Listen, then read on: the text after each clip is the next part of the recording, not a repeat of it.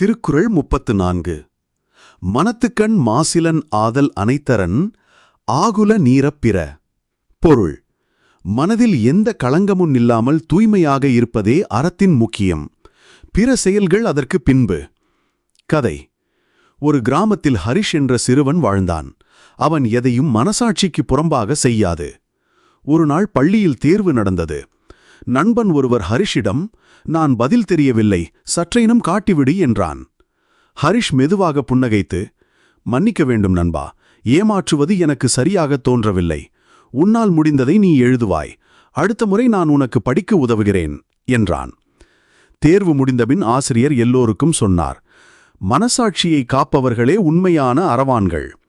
அந்த நாளிலிருந்து ஹரிஷின் நண்பர்களும் உண்மையை மதிக்கத் தொடங்கினார்கள். நீதி: உண்மையான அறம் மனம் தூய்மையாக இருப்பதில்தான். மனம் களங்கமில்லாமல் இருந்தால் எல்லா செயலும் உயர்ந்ததாகும்.